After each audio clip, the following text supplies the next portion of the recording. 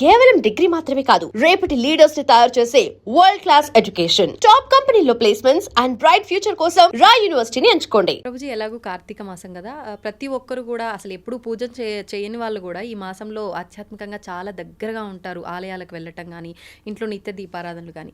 ప్రత్యేకించి కృష్ణుని ఆరాధించే వాళ్ళు ఏ రకంగా ఆరాధిస్తే ఆయన అనుగ్రహం కార్తీక మాసంలో దామోదరుడి యొక్క ఆరాధన చాలా విశేషం. కార్తీక మాసం వ్రతాన్ని ఊర్జ వ్రతము అని అంటారు. అంటే మన లోపల తేజస్సుని, శక్తిని, ఆనందాన్ని పెంచే వ్రతం అనమాట. ఎందుకంటే ఇది సాక్షాత్తుగా రాధారాణి యొక్క స్వరూపము అని మా సాంప్రదాయంలో బృందావన కృష్ణ భక్తి మార్గంలో చెప్తూ ఉంటారనమాట. ఎందుకు అనంటే మీరు చూడండి, ఎప్పుడు కృష్ణుడి పక్కనే రాధారాణి ఉంటుంది. మనం చెప్పటం కూడా రాధే కృష్ణ అని అంటాం, సీతారామ అని అంటాం, లక్ష్మీనారాయణ అంటాం. రాధే కృష్ణ అని అన్నప్పుడు రాధా కృష్ణ. కృష్ణుడు భగవద్గీతలో ఒక విషయం చెప్తారు, మాసాన మార్గశీర్షోహం అని అంటారనమాట. మాసములలో నేను మార్గశీర్ష మాసాన్ని అని అంటాడు. మార్గశీర్ష అంటే డిసెంబర్, డిసెంబర్లో వచ్చే ధనుర్మాసం అని అంటారు చూడండి, అది మార్గశీర్ష మాసం. మార్గశీర్షం ముందు వచ్చేది కార్తీకం. కృష్ణుడు మార్గశీర్షం అయితే రాధారాణి కార్తీకం అనమాట. కాబట్టి కృత్తిక అనేది రాధారాణి యొక్క పేరు అనమాట. కాబట్టి కార్తీక మాసంలో చాలా విశేషం. బృందావనంలో అయితే మీరు అడుగు వేయడానికి కూడా ప్లేస్ ఉండదు. బృందావనం ఊరు బయట వెహికల్స్ అన్ని ఆపేస్తారు, అంత రష్ ఉంటుంది. ఎందుకంటే బృందావనంలో పరిక్రమ, బృందావనంలో దామోదరు యొక్క నేతి దీప సమర్పణ, దామోదర అష్టక పారాయణ, బ్రహ్మముహూర్తంలో లేవటం, స్నానాది కార్యములు ఆచరించడం, ఇవన్నీ చాలా విశేషం అనమాట. ప్రభుజీ, ప్రతి ఒక్కరికి కూడా ఓర్పు అనేది ఉండాలి, సహనం ఉండాలి, ప్రతిదానికి ఆవేశపడకూడదు, ఎదుటివారు ఏదైనా అన్నప్పుడు మనం ఆలోచించి మాట్లాడాలి అని చెప్తూ ఉంటారు పెద్దవాళ్ళు. అసలు ఓర్పు సహనం గురించి భగవద్గీతలో ఏం చెప్పబడి ఉంది? చాలా చాలా విషయాలు భగవద్గీతలో ఓర్పు సహనం గురించి చెప్పారు. అయ్యా, ఏదైనా సరే సమంగా చూడు. అది నష్టమైనా సరే, లాభమైనా సరే, మంచి అయినా సరే, చెడైనా సరే, మానమైనా సరే, అపమానమైనా సరే, తథా మాన అపమానయోహో సమదృష్టి కలిగిన వాడే నిజమైన ధీరుడు, ముని అని చెప్తూ ఉన్నాడనమాట కృష్ణుడు భగవద్గీతలో. ఎందుకంటే అండి, మనకి సమత్వం చాలా అవసరం. కంట్రోలింగ్ ద ఎమోషన్స్ అనేది చాలా అవసరం. మీకు ఒక విషయం చెప్తాను, చాలా ఈజీ కాదండి, చెప్పినంత ఈజీ కాదు. దానికి మన లైఫ్ స్టైల్ చేంజ్ చేసుకోవాలి. మనం ఎప్పుడైతే రాజసీకమైన వ్యక్తులతో, వస్తువులతో, ఆహారంతో మనం అసోసియేట్ అవుతామో అప్పుడు అది మనం ఎమోషన్స్ని కంట్రోల్ చేసుకోలేమన్నమాట. ఎప్పుడైతే మనం సాత్వికంగా ఉంటామో, ధార్మికంగా ఉంటామో, మీకు ఎగ్జాంపుల్ చెప్పానో లేదో నాకు తెలీదు. ఒకసారి మేము ఒక స్టూడియో నుంచి వస్తున్నప్పుడు ఒక వ్యక్తి మాతో పాటు నడుస్తూ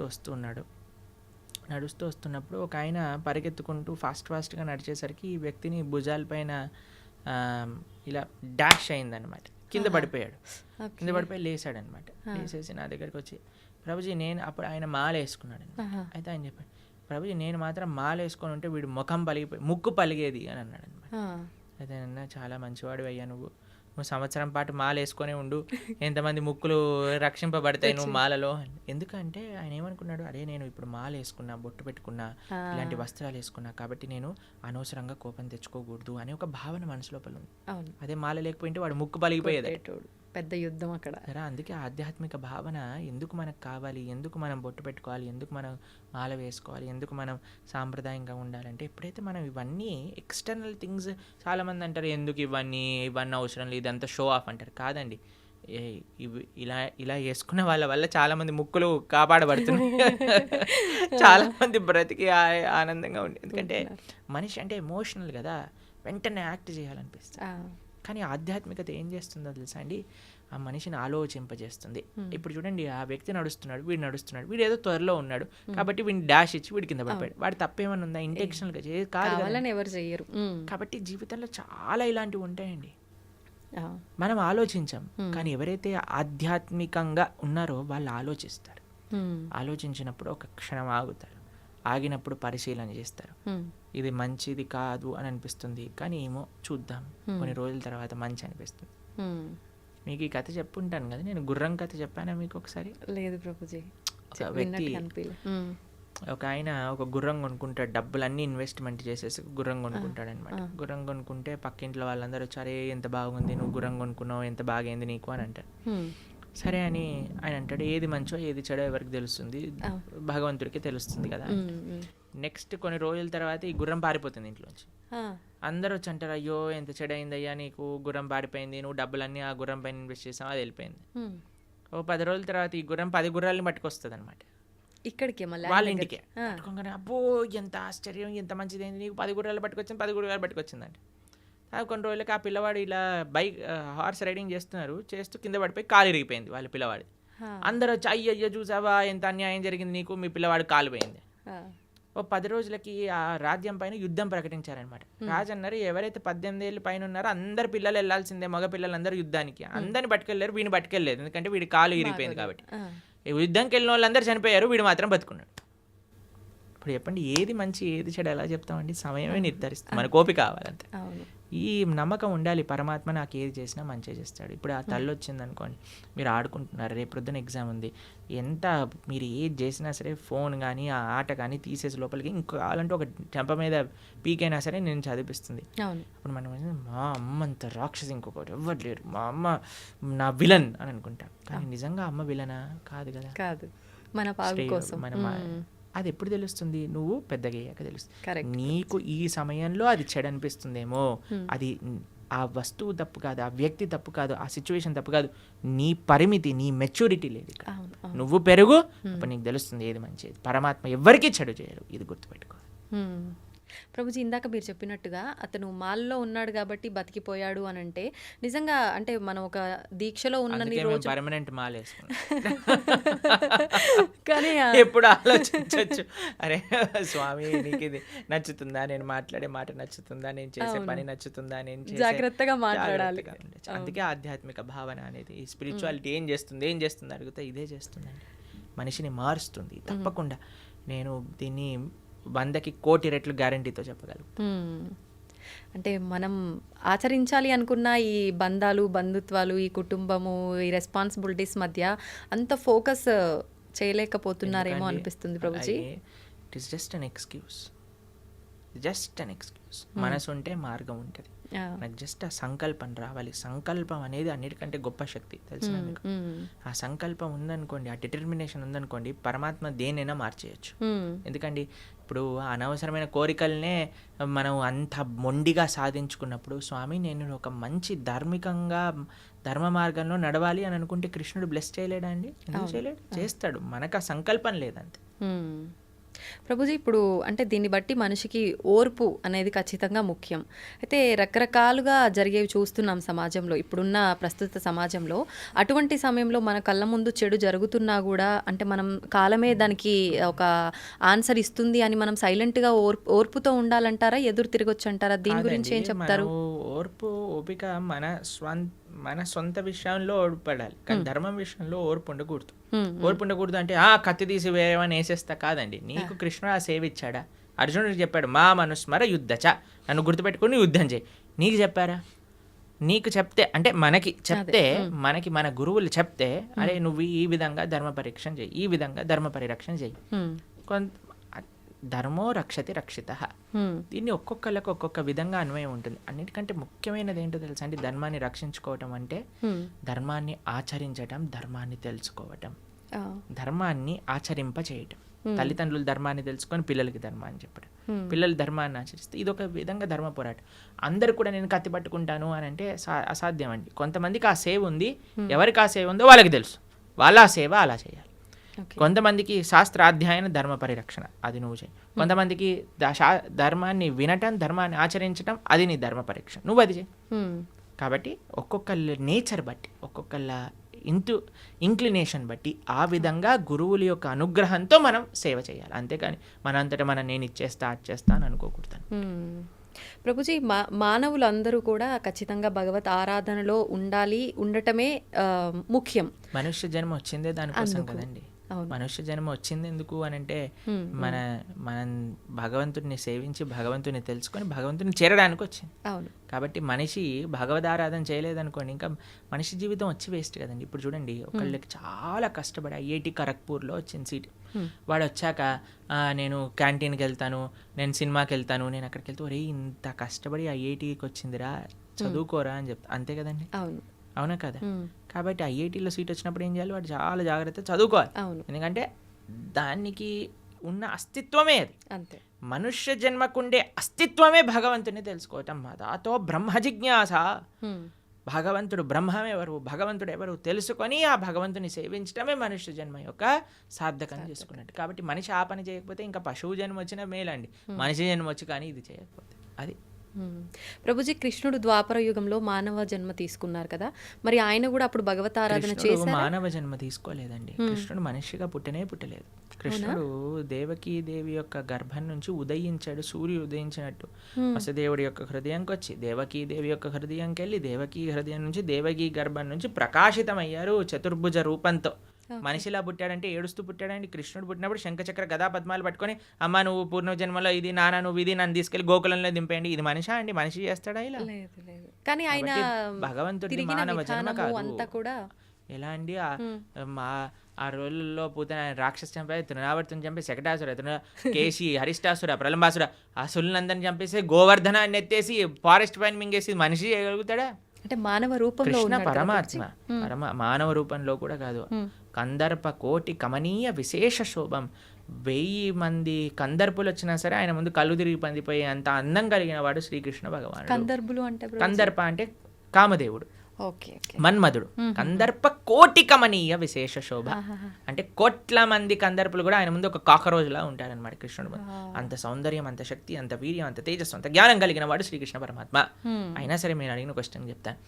బృందావనంలో కృష్ణుడి పట్ల ఎంత ప్రేమ ఉండేది వ్రజవాసులకి అని అంటే, ఏదన్నా సంహరించిన, ఇంత పెద్ద పూతన అనే రాక్షసిని సంహరించిన చిట్టు చివరికి వాళ్ళ అమ్మ తీసుకొచ్చి ఆవు తోక తీసుకొని కృష్ణుడికి దిష్టి తిప్పి, అయ్యో మా తామకి దిష్టి తగిలింది కదా, నారాయణుడు రక్షింపుగాక. ఇప్పటికీ మీరు బృందావనంలో నందగావ్ అనే ప్రదేశానికి వెళ్తే నంద మహారాజ్ ఆరాధన చేసిన శేషశాయి విష్ణు యొక్క మూర్తి అక్కడ కనిపిస్తుంది అనమాట.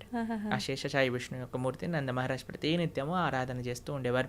కృష్ణుడి యొక్క కాంక్ష కోసం ఒక నరసింహస్వామిని కూడా, ఆయనే నరసింహుడు, ఆయనకు ప్రార్థించారు, ఓ నరసింహ మా పిల్లవాడిని కాపాడు, ఓ నరసింహ మా పిల్లవాడిని కాపాడు. ఇప్పటికీ నంద మహల్కి వెళ్తే ఆ నరసింహస్వామి, ఆ విష్ణుమూర్తి కనిపిస్తాడు అనమాట.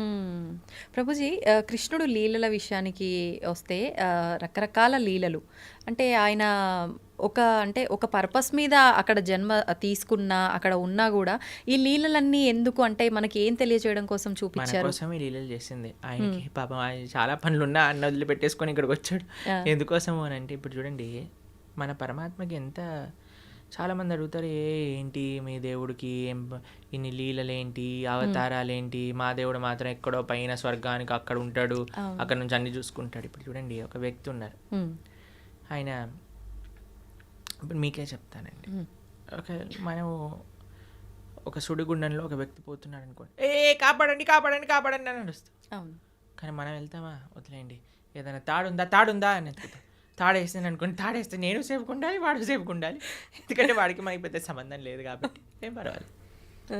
ఇప్పుడు మేము మాయాపూర్లో ఉన్నాం అనమాట. మాయాపూర్ నుంచి వస్తున్నాం కోల్కతా, అక్కడ నుంచి ఇక్కడికి వచ్చాం. అయితే అక్కడ ఒక ఆయన చెప్తున్నారు, ఒక డివోటీ వాళ్ళ మాయాపూర్లో గంగానది ఫ్లడ్స్ వచ్చినప్పుడు ఏమైందట అంటే, బోట్ టాపులు అయిపోయింది అనమాట. బోట్ పడిపోయి రివర్స్ అయిపోతే ఒక చిన్న పిల్లవాడు నీళ్ళలో పడిపోయాడు, దొరకలేదు.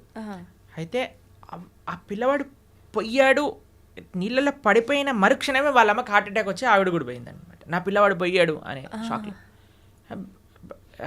అంటే అంత ప్రేమ, అంత అటాచ్మెంట్ అనమాట. పరమాత్మ మనం సంసారంలో పడిపోయి ఇబ్బంది పడుతున్నాము అన్న మరుక్షణం ఆయన కూడా సంసారంలోకి దుంకేశాడు అనమాట. ఎందుకు దుంకేశాడు అంటే మనల్ని కాపాడడానికి. ఎలా కాపాడాడు వీడిని అంటే, వీడికి సినిమా చాలా ఇష్టం కదా అని ఆయన కూడా పాపం సినిమాలో హీరోయిన్ లీలలు ఏమంటారు ఆ మూవీ నడిపినట్టుగా ఆయన కూడా అన్ని లీలలు చేశారు. అయ్యో మనుషుడు ఎప్పుడైనా మన లీలలు వింటాడేమో, లీలలు దర్శిస్తాడేమో, లీలలు చూస్తాడేమో, లీలల గురించి అనుభవిస్తాడేమో, అయ్యో లీలల పైన ప్రేమ పెంచుకుంటే, నా నామం పట్ల ప్రేమ పెంచుకుంటే నా దగ్గరకు వచ్చేస్తాడు కదా అని పాప ఆయన అంత ప్రయత్నం చేశాడు. కానీ మన వాళ్ళు భాగవతం చదవరు, వినరు, భగవద్గీత చదవరు, వినరు. ఎంత అన్యాయం చెప్పండి.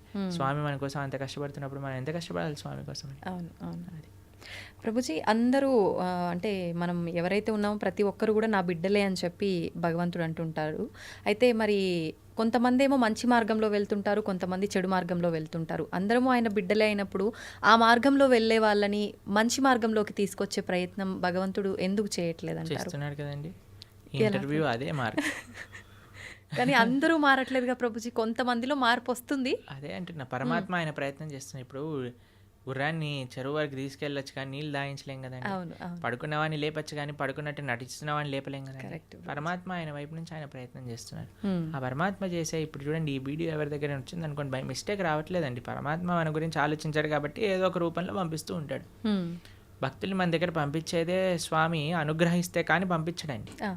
ఎందుకంటే ప్రపంచంలో ఎంతోమంది, కొన్ని వేల మంది మారుతున్నట్టు మేము చూస్తున్నాం. Hmm. ఎందుకు? కేవలం శ్రవణం వల్ల. కాబట్టి ఎవరికైతే ఆ ముఖ్యత్వం తెలుసో, ఇప్పుడు చూడండి ఒక ఆయనకి 1 కేజీ వెయిట్ ఉండే వజ్రం ఇచ్చారట. ఆయన ఏమనుకున్నట్టు, ఓ బాగానే ఉంది, మా ఇంట్లో ఆ త్రాసు పనిచేయట్లేదు, ఆ కేజీ మాపు చేసే అది లేదని ఈ కేజీ తీసుకొని అక్కడ పెట్టి ఉప్పు పప్పు అన్నీ వే చేసి ఇస్తున్నాడట. Ah. అయితే ఒక ఆయన వచ్చిన వాడు చూసాను, అమ్మో 1000 వచనం. ఈయన అన్నాడట, ఒరే ఈ కేజీ మాపు నేను ఇస్తా, ఈ రాయి నాకు ఇచ్చేసే అన్నాడు. సరే ఈ రాయి తీసుకొని నాకు మాపు కావాలని ఆ వజ్రం ఇచ్చేసాడట. వాడు పెట్టుకొని పెద్ద కోట్లు సంపాదించుకున్నాడు. ఎందుకు? వాడికి విలువ తెలుసు, విలువ వీడికి విలువ తెలీదు. తెలియదు. కాబట్టి విలువ తెలియాలండి మనకి. ఆధ్యాత్మిక మార్గం యొక్క విలువ, ఒక సాధు సాంగత్యం యొక్క విలువ, ఒక భాగవత ప్రవచనం యొక్క విలువ. శ్రీకృష్ణ భగవానుడు మనకి చెప్తున్నాడు ఒక విషయం, మనకి ఇంత మనుష్య జన్మలో ఇంతమంది ఎన్నో విషయాలు వింటూ ఉంటే నా దగ్గరికి కృష్ణుడు ఈ విధంగా కృష్ణ భక్తి గురించి చెప్పే విధంగా నాకు తెలిసింది అంటే మనం మారడానికి ప్రయత్నం చేయాలి. అప్పుడు పరమాత్మ యొక్క కృప అనేది ఉంటుంది, లేకపోతే ఉండదు. ప్రభుజీ, ఇలాంటి మాటలు విన్నప్పుడు చాలామంది వెంటనే అరే నిజంగా ఇలా వెళ్తే బాగుంటుంది కదా అని అనుకుంటారు. కొంతమంది ఏమో అక్కడే ఆగిపోతారు వినడం దగ్గరే, కొంతమంది ముందుకెళ్తారు. ఇలా ఆగిపోయిన వాళ్ళు అనుకుంటారు రేపు నుంచి ఈ బ్రహ్మముహూర్తంలో లేవాలట, లేద్దాము, ధ్యానం చేద్దాము, భగవంతుని స్మరణలో ఉందాము అని. కానీ అనుకున్నట్టుగా చేయలేరు, వదిలేస్తుంటారు ఎక్కడికక్కడ. అలాంటి వాళ్ళు నిజంగా నిత్య జీవితంలో ఏ రకంగా కనుక ఫోకస్ చేస్తే బాగుంటుంది అంటారు? అన్నిటికంటే మెయిన్ రీజన్ ఆగిపోవడానికి భక్తుల యొక్క సాంగత్యం లేకపోవటం. ఈ ప్రపంచంలో మనం ఏదైనా మంచి వైపు వెళ్ళాలి అని అంటే చాలా కఠినమైనది. మంచి వైపు వెళ్ళాలి అని అంటే మంచి మనుషుల యొక్క సాంగత్యం కావాలి. అందుకే మనం ప్రతిరోజు ఉదయం పూట, ప్రతిరోజు మేము ప్రొద్దున పూట మా భక్తులందరూ కలిసి జూమ్స్లో జపం చేసుకుంటారు. సుమారుగా 500-600 మంది ప్రతిరోజు ప్రొద్దున పూట వస్తారు, జపం చేసుకుంటారు. ప్రతిరోజు క్లాస్ ఉంటుంది. ఈరోజే ఏకాదశి రోజు మేము భాగవతంలో కుంతి మహారాణి యొక్క ప్రార్థనల నుంచి క్లాస్ చెప్పామన్నమాట. కాబట్టి మీరు మంచిగా మన ప్రణవానంద దాస్ ఛానల్లో మనకి భాగవతం, భగవద్గీత ఇవన్నీ ఉన్నాయి. ఇవన్నీ వింటూ ఉండండి. జపా క్లాసులు ఏవైతే ఉన్నాయో వాటికి వస్తూ ఉండండి. మంచి వ్యక్తుల యొక్క సాంగత్యంలో ఈజీ అయిపోతుంది మంచిగా భక్తి మార్గంలో ముందుకు నడవడానికి. అందుకే లోకే సజ్జన సంగతి రేఖ భవతి భవార్ణవ తరణేన, ఒక మంచి వాళ్ళ సాంగత్యమే మనల్ని ఈజీ చేసేస్తుంది. మన సంకల్పం ఉండటం ఒకటి, కానీ ఆ సంకల్ప రీత్యా మనము వాటిని మంచి వాళ్ళ యొక్క సాంగత్యంలో యూజ్ చేసుకోవటం అనేది ఇంకా ఇంపార్టెంట్. ప్రభుజీ, కృష్ణుడి దగ్గర లేని మాయలు లీలలు ఏదీ లేదు.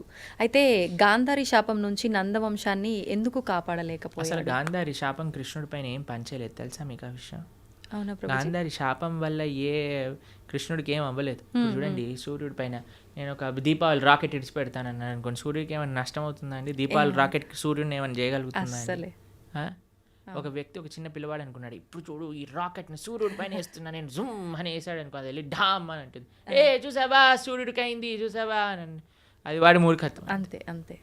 కృష్ణ పరమాత్మ ఆయన లీలలు అవజానంతి మామూఢ మానుషం తనుమాశ్రిత పరంభావమజానంతో. భగవద్గీతలో ఆయన ఏమంటాడంటే, ఎప్పుడైతే నేను ఈ యొక్క మానవులు ఉండే ఈ లోకానికి లీలలు చేయడానికి వస్తారో మూర్ఖులు నన్ను తెలుసుకోలేరు.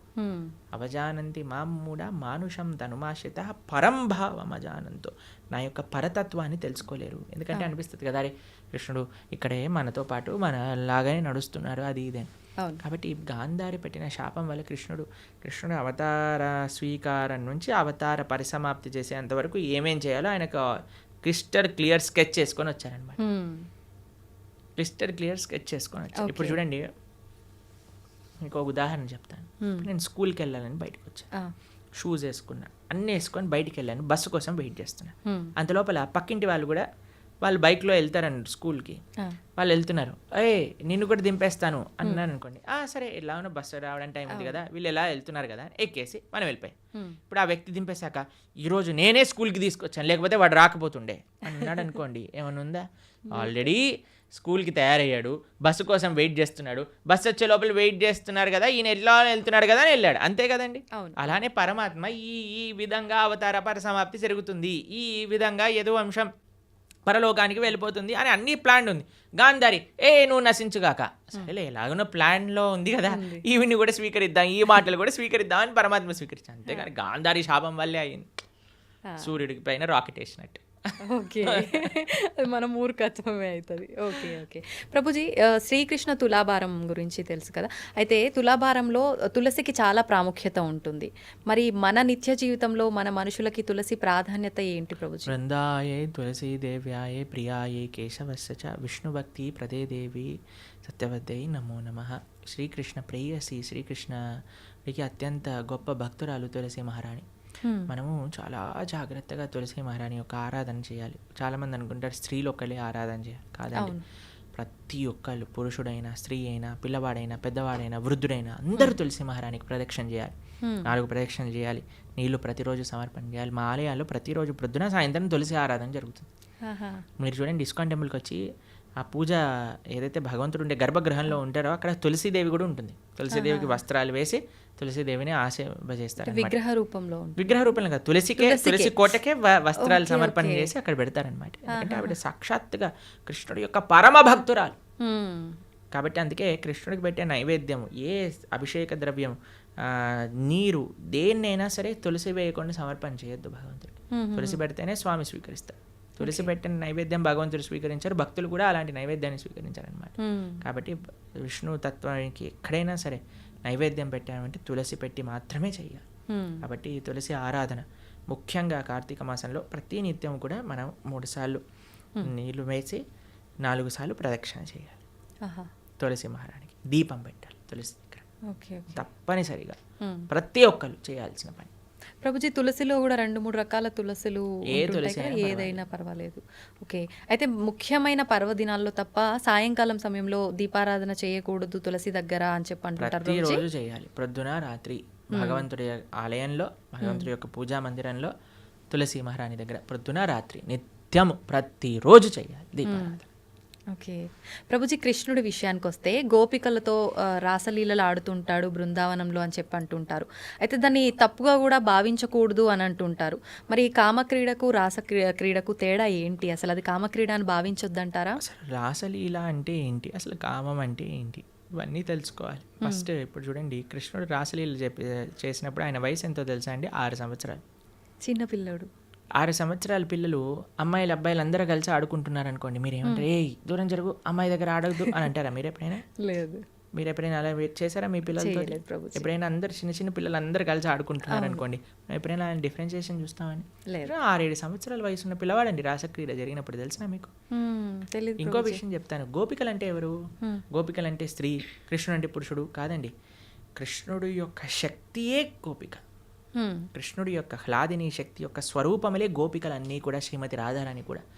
కృష్ణుడే సాక్షాత్ ఒక పిల్లవాడు. ఇప్పుడు నేను అద్దంలో చూసుకుంటానండి, అద్దంలో చూసుకుంటూ నేను ఇలా అనుకోండి, అద్దం పైన ప్రభుజీ ఎంత ధైర్యం, మా ప్రభుజీని కొడతావా అని అంటారా మీరు? అదే నీ ఇష్టం, ఇక నీ అద్దం నీ రిఫ్లెక్షన్ ఏదైనా చేసుకో, నువ్వు ఎంత ముద్దు వస్తున్నావా నువ్వు రాసి ఒకటైనా పెట్టు, ఏదైనా చేసుకో, అది నువ్వు నీ రిఫ్లెక్షన్, అంతే కదండి. అంతే. కృష్ణుడు ఏ తత్వమో గోపికలది అదే తత్వం. ఆయన యొక్క హ్లాదిని శక్తి స్వరూపములే గోపికలు, దాంట్లో వేరేది ఏ విషయం కాదండి. ఇప్పుడు రాస నృత్యం అంటే ఏంటి అనుకుంటున్నారు? అదొక నృత్యం, ఆనంద స్వరూపం. అది ఒక స్త్రీ పురుషుని మధ్యలో జరిగే, మీరు అంటున్నారు కదా ఏదో భౌతికమైన సంబంధం కాదండి. అది సాక్షాత్తుగా ఒక జీవాత్మ పరమాత్మ కలిసినప్పుడు పొందే ఆనందాన్ని రాసలీల అని అంటారు. రాసలీల శుకదేవుడికి అన్నిటికంటే ఫేవరెట్ పాస్ టైం భాగవతంలో. శుకదేవుడు ఎవరో తెలుసా అండి? శుక మహర్షి. ఆయన పుడుతూనే తల్లి గర్భం నుంచి నడుచుకుంటూ వెళ్ళిపోయాడు. ఎలాంటి వైరాగ్యం కలిగిన వాడు అని అంటే, ఆయన స్త్రీలు స్నానం చేస్తున్న సరస్సు పక్క నుంచి వెళ్తే స్త్రీలందరూ బిందాస్గా స్నానం చేస్తున్నారనమాట, వస్త్రాలు కూడా కప్పుకోలేదు. వ్యాసుల వారు అడుగుతారు, అయ్యా ఏంటి మీరు అని అంటే, ఆయనకండి స్త్రీ పురుష భేదమే లేదు, ఆయన అంతా ఆత్మజ్ఞాన తత్వంలో రమించేవాడు, కాబట్టి మాకు ఆయన డిఫరెన్సియేషనే తెలియలేదు. ఎందుకంటే స్త్రీకి చాలా తొందరగా పురుషుడి దగ్గర ఏదైనా చెడు భావన ఉంటే కనిపట్టేయచ్చండి, కానీ ఆ స్త్రీలు అంత వైరాగ్యం కలిగిన శుక మహర్షి ఏంటో తెలుసా అండి? ఆవు పాలు పితికినంత సమయం కంటే ఎక్కువ ఒక ప్రదేశంలో ఉండలేరు, అంత వైరాగ్యం కలిగిన వ్యక్తి. ఆయనకి ఫేవరెట్ లీల రాసలీల. అంటే అంత వైరాగ్యం కలిగిన వ్యక్తి ఒక భౌతికమైన గర్ల్ ఫ్రెండ్ బాయ్ ఫ్రెండ్ విషయాలు మాట్లాడతారా అండి? అది కూడా ఎవరి ముందు? పరీక్షిత్ నరేంద్రుని ముందు. వేలాది మంది ఋషులు, యోగులు, మునులు కూర్చొని శ్రవణం చేస్తున్న ఒక సభలో. కాబట్టి మనం రాసలి భగవంతుడి యొక్క తత్వాన్ని కమెంట్ చేయటం కంటే ముందు అసలు ఏంటి ఆ తత్వము అని చదువుకోవాలి. అందుకే మీ అందరికీ నేను చెప్పేది ఏంటంటే భాగవతం వినండి, భాగవతం చదవండి. మన ఛానల్లో ప్రణవానంద దాస్ అనే ఛానల్లో 47 లెక్చర్లు శ్రీమద్ భాగవతం, కేవలం 47 గంటలు మీరు ఇస్తే కృష్ణుడి యొక్క పరిపూర్ణ తత్వం అనేది మనం అర్థమవుతుంది. అది మాత్రం మిస్ చేయకుండా చూడండి. కృష్ణతత్వం గురించి, మన సనాతన ధర్మం గురించి మొత్తం అర్థమవుతుంది. ఫస్ట్ నుంచి లాస్ట్ వరకు వినండి, మొత్తం క్లారిఫై అవుతుంది. తవ్వండి, తవ్వుతూనే శివలింగం. పరమాత్మకు జీవా సరే దాన్ని అట్లా కప్పేసేయండి, చూపించదండి. Krishna is there. మూర్తి పూజ కాదు, సాక్షాత్ బ్రజేంద్ర నందన భగవాన్ ఉన్నారు మూర్తిలో. ఏమీ ఆశించకుండా ఆరాధించే వాళ్ళు కూడా ఉన్నారా ప్రభుజీ? నిజమైన భక్తి అంటే మనకు తెలియదు కాబట్టి